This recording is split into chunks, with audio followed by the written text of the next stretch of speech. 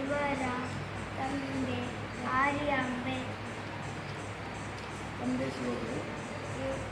ಇವರ ತಂದೆ ಶಿವಗುರು, ತಾಯಿ ಆರ್ಯಾಂಬೆ. ಇವರು ವೇದಶಾಸ್ತ್ರ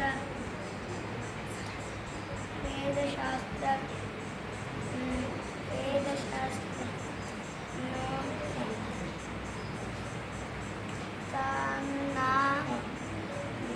5ನೇ ವಯಸ್ಸಿನಲ್ಲಿ ಉಪನೀತರಾಗಿ ಗುರುಕುಲವನ್ನು ಸೇರಿದರು. ಹೀಗೆ ಭಾರತದ ಉದ್ದ ಅಗಲ ಸಂಚರಿಸಿ ಅದ್ವೈತ ವೇದಾಂತಗಳ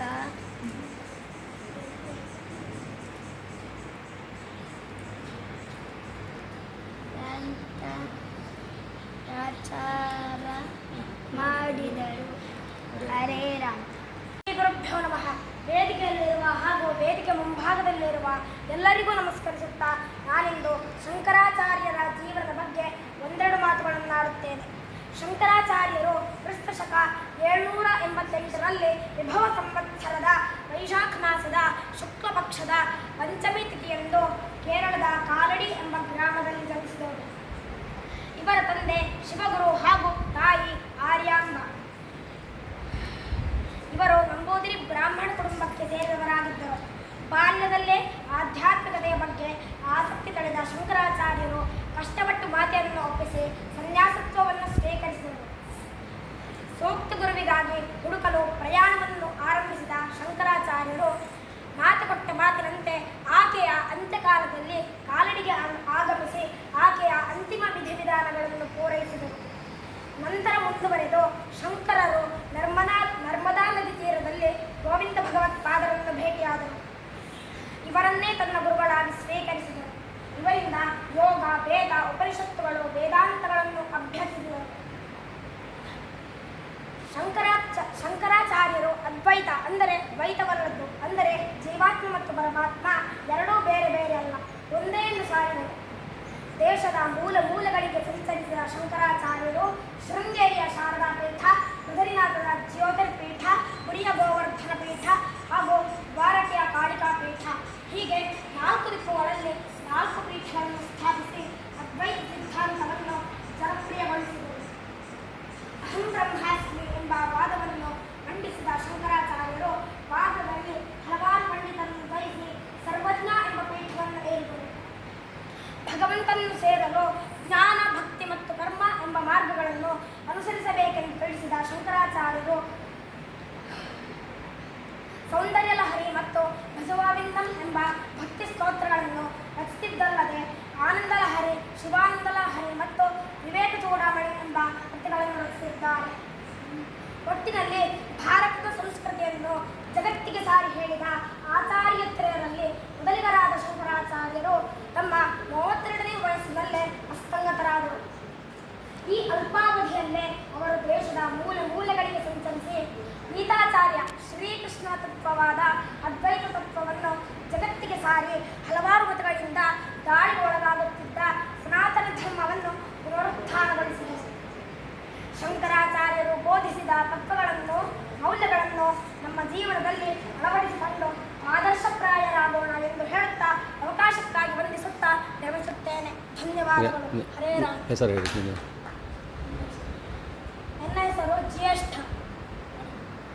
ಜ್ಞಾನತಿಮಿರಾಂಧಸ್ಯ ಜ್ಞಾನಾಂಜನಶಲಾಕಯಾ ಚಕ್ಷುರುನ್ಮೀಲಿತಂ ಯೇನ ತಸ್ಮೈ ಶ್ರೀಗುರವೇ ನಮಃ. ಶ್ರುತಿಸ್ಮೃತಿಪುರಾಣಾನಾಂ ಆಲಯಂ ಕರುಣಾಲಯಂ ನಮಾಮಿ ಭಗವತ್ಪಾದಂ ಶಂಕರಂ ಲೋಕಶಂಕರಂ. ಸದಾಶಿವಸಮಾರಂಭಾಂ ಶಂಕರಾಚಾರ್ಯಮಧ್ಯಮಾಂ ಅಸ್ಮದಾಚಾರ್ಯಪರ್ಯಂತಾಂ ವಂದೇ ಗುರುಪರಂಪರಾಂ. ಹರೇ ರಾಮ. ಶ್ರೀ ಗುರುಭ್ಯೋ ನಮಃ. ನಾನಿಂದು ಶಂಕರಾಚಾರ್ಯರ ಬಗ್ಗೆ ಒಂದೆರಡು ಮಾತನಾಡಲು ಇಚ್ಛಿಸುತ್ತೇನೆ. ಕ್ರಿಸ್ತಶಕ 8ನೇ ಶತಮಾನಕ್ಕೆ ಪೂರ್ವದಲ್ಲಿ ಭಾರತ ದೇಶದ ಜನರೆಲ್ಲ ವಿವಿಧ ದೇವರ ಕಠಿಣ ಆಚರಣೆಯೊಂದಿಗೆ ತಮ್ಮ ತಮ್ಮಲ್ಲಿ ಬಡಿದಾಡಿಕೊಳ್ಳುತ್ತಿದ್ದರು. ಗಾಢಾಂಧಕಾರದ ಸಮಯದಲ್ಲಿ ಬಾಲಕ ಶಂಕರನ ಜನನ ಭಾರತ ದೇಶಕ್ಕೆ ಹೊಸ ಸೂರ್ಯೋದಯವನ್ನೇ ತಂದುಕೊಟ್ಟಿತು. ಕೇರಳದ ಕಾಲಟಿಯ ಶಿವಗುರು ಆರ್ಯಾಂಬ ದಂಪತಿಗಳಿಗೆ ವೈಶಾಖ ಮಾಸದ ಶುಕ್ಲ ಪಕ್ಷದ ಪಂಚಮಿಯ ದಿನ ಪುತ್ರನಾಗಿ ಶ್ರೀ ಶಂಕರರ ಜನನವಾಯಿತು. ಇವರು ತಮ್ಮ ಬಾಲ್ಯದಲ್ಲಿಯೇ ತಮ್ಮ ತಂದೆಯನ್ನು ಕಳೆದುಕೊಂಡರು.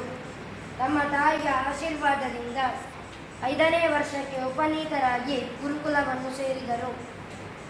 ಗುರುಕುಲದಲ್ಲಿ ಒಂದು ದಿನ ಭಿಕ್ಷೆಗಾಗಿ ಹೋದ ಸಂದರ್ಭದಲ್ಲಿ ದೀನರಾದ ಮಹಿಳೆಯಿಂದ ಒಂದು ಒಣಗಿದ ನೆಲ್ಲಿಕಾಯಿಯನ್ನು ಸ್ವೀಕರಿಸಿ ಕನಕಧಾರ ಸ್ತೋತ್ರವನ್ನು ಪಠಣ ಮಾಡಿ ಅವರ ಮನೆಯ ಮೇಲೆ ಚಿನ್ನದ ನೆಲ್ಲಿಕಾಯಿಯನ್ನು ಸುರಿಸಿದರು. ಶಂಕರಾಚಾರ್ಯರು ಗೋವಿಂದ ಭಗವತ್ಪಾದರ ಶಿಷ್ಯರು.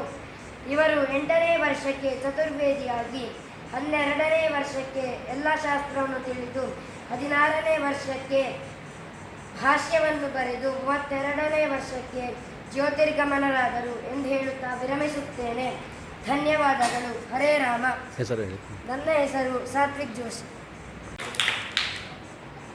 ಅಜ್ಞಾನತಿಮಿರಾಂಧಸ್ಯ ಜ್ಞಾನಾಂಜನಶಲಾಕಯಾ ಚಕ್ಷುರುನ್ಮೀಲಿತಯ್ಯೇನ ತಸ್ಮೈ ಶ್ರೀ ಗುರವೇ ನಮಃ. ಹರೇ ರಾಮ. ವೇದಿಕೆಯಲ್ಲಿ ಆಸೀನರಾಗಿರುವ ಎಲ್ಲ ಗುರು ಹಿರಿಯರಿಗೆ ವಂದಿಸುತ್ತಾ ನಾನು ಶಂಕರಾಚಾರ್ಯರ ಬಗ್ಗೆ ಒಂದೆರಡು ಮಾತುಗಳನ್ನು ಆಡುತ್ತೇನೆ.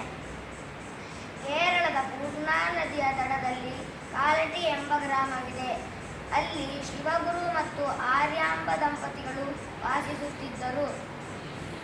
ಅವರಿಗೆ ಅನೇಕ ವರ್ಷಗಳಿಂದ ಸಂತಾನವಿರಲಿಲ್ಲ. ಚಂದ್ರಮೌಳೀಶ್ವರನ ಆರಾಧನೆಯ ಫಲವಾಗಿ ಕ್ರಿಸ್ತ ಶಕ 788ರಲ್ಲಿ ಶಂಕರಾಚಾರ್ಯರ ಜನನವಾಯಿತು. ಶಂಕರಾಚಾರ್ಯರು ಚಿಕ್ಕ ವಯಸ್ಸಿನ ಬಾಲಕನಾದರೂ ಮಹಾಪಂಡಿತ ಹಾಗೂ ತಪಶಕ್ತಿ ಸಂಪನ್ನರಾಗಿದ್ದರು. ಗೋವಿಂದ ಭಗವತ್ಪಾದರು ಗೌಡಪಾದರೆಂಬ ಮಹಾಜ್ಞಾನಿಗಳು ಶಂಕರಾಚಾರ್ಯರಿಗೆ ವಿಧಿಪೂರ್ವಕವಾಗಿ ಸನ್ಯಾಸವನ್ನಿತ್ತರು ಮತ್ತು ವೇದಾಂತಾಧ್ಯಯನವನ್ನು ಮಾಡಿದರು. ಜೀವಾತ್ಮ ಮತ್ತು ಪರಮಾತ್ಮ ಬೇರೆ ಬೇರೆ ಅಲ್ಲ ಎಂದು ಇವರು ಸಾರಿದರು. ಪರಮಾತ್ಮನನ್ನು ಸೇರಲು ಇವರು ತಿಳಿಸಿದ ಮಾರ್ಗಗಳು ಜ್ಞಾನ, ಭಕ್ತಿ, ಕರ್ಮ. 8 ವರ್ಷದಲ್ಲಿ ಇವರು 4 ವೇದಗಳನ್ನು ಅರಿತರು. 12ನೇ ವಯಸ್ಸಿನೊಳಗೆ ಎಲ್ಲ ಶಾಸ್ತ್ರಗಳನ್ನು ಅರಿತಿದ್ದರು. 16ನೇ ವರ್ಷದಲ್ಲಿ ಎಲ್ಲ ಭಾಷೆಗಳನ್ನು ಬರೆದಿದ್ದರು. 32ನೇ ವಯಸ್ಸಿನಲ್ಲಿ ದೇಹವನ್ನು ತ್ಯಜಿಸಿದರು. ಧನ್ಯವಾದಗಳು. ಹರೇ ರಾಮ. ನನ್ನ ಹೆಸರು ಶ್ರೀಶ ಶರ್ಮಾ. ಗುರುಭ್ಯೋ ನಮಃ. ನಾನು ಈಗ ಸುರೇಶರು ಕೊನೆಯ ಸಂದೇಹ ನಿವಾರಣೆ ಹೇಗೆ ಮಾಡಿದರೆಂದು ಹೇಳಲಿದ್ದೇನೆ. ಮಂಡನ ಮಿಶ್ರರು ಆಚಾರ್ಯ ಶಂಕರರಿಂದ ಸನ್ಯಸ್ತರಾಗಿ ಸುರೇಶ್ವರ ಎಂಬ ಹೆಸರಿನಿಂದ ಆಚಾರ್ಯರೊಡನೆ ಅದ್ವೈತಮಪ್ರಸ್ಥರಾಗಿ ಬದ್ಧಕಂಕಣರಾಗಿ ನಿಂತರು. ಆದರೂ ಅವರ ಮನದ ಮೂಲೆಯಲ್ಲಿ ಸಂದೇಹವೊಂದು ಕುಳಿತಿತ್ತು. ಅದನ್ನು ಆಚಾರ್ಯರಿಂದಲೇ ಕಿತ್ತುಹಾಕುವಂತೆ ಮಾಡಬೇಕಿತ್ತು. ಆಚಾರ್ಯರು ಬ್ರಹ್ಮಕ್ಕಿಂತ ಮಿಗಿಲಾದದ್ದು ಯಾವುದೂ ಇಲ್ಲವೆನ್ನುತ್ತಿದ್ದರು. ಪ್ರಜ್ಞಾನ ಬ್ರಹ್ಮ ಎಂದು ಹೇಳಿ ಅಲ್ಲಿಯ ಜ್ಞಾನ ಮಾರ್ಗಕ್ಕೆ ಪ್ರಾಮುಖ್ಯ ಕೊಡುತ್ತಿದ್ದರು. ವೇದವ್ಯಾಸರ ಶಿಷ್ಯ ಜೈಮಿನಿ ಮಹರ್ಷಿಗಳು ವೇದಾಂತಗಳಲ್ಲಿರುವ ಕರ್ಮದ ವಿಧಗಳನ್ನು ಹೆಚ್ಚು ಒತ್ತು ಕೊಟ್ಟರು, ಏಕೆಂದು ಅವರ ಸಂದೇಹವಾಗಿತ್ತು. ಒಂದು ದಿನ ಸಮಯ ನೋಡಿ ಸುರೇಶ್ವರರು ಆಚಾರ್ಯರೊಡನೆ ಈ ವಿಷಯ ಪ್ರಸ್ತಾವಿಸಿದಾಗ ಆಚಾರ್ಯರಂದರು, ನಿಮ್ಮ ಸಂದೇಹ ತರ್ಕಬದ್ಧವಾದದ್ದು. ಜೈಮಿನಿಗಳು ಮಂತ್ರಿಯವಾದಿ ಪಂಡಿತರು. ವ್ಯಾಸರು ವೇದಾಂತದ ತಾತ್ವಿಕ ಜ್ಞಾನಕ್ಕೆ ಮಹತ್ವ ನೀಡಿದವರು. ಶಿಷ್ಯನಿಗೂ ಗುರುವಿಗೂ ಇರುವ ಭಿನ್ನತೆ ಅವರ ತಾರ್ಕಿಕ ವಿಧಾನ, ತಮ್ಮ ಕಾಲದ ಸಾಮಾಜಿಕ ನಂಬಿಕೆಯ ಆಧಾರ. ಸಾಮಾನ್ಯ ಜನರಿಗೆ ಬ್ರಹ್ಮ ಸತ್ಯ ಜಗನ್ಯಾರ್ಥ ಎಂದರೆ ಅರ್ಥವಾಗುವುದಿಲ್ಲ. ಆದುದರಿಂದ ಅವರು ದೈನಂದಿನ ಕರ್ಮಗಳನ್ನು ನೆರವೇರಿಸುತ್ತಾ ಜೊತೆಯಲ್ಲೇ ಜ್ಞಾನ ಮಾರ್ಗವನ್ನು ಕ್ರಮೇಣ ಅಭ್ಯಾಸಿಸುತ್ತಾ ಬ್ರಹ್ಮ ಸಾಯುಜ್ಯವನ್ನು ಪಡೆಯಬಹುದು ಎಂದು ಪ್ರದರ್ಶಿಸಿದರು. ಸುರೇಶ್ವರರ ಸಂದೇಹದ ನಿವಾರಣೆಯಾಯಿತು. ಧನ್ಯವಾದಗಳು. ನನ್ನ ಹೆಸರು ಪ್ರತೀಕ್.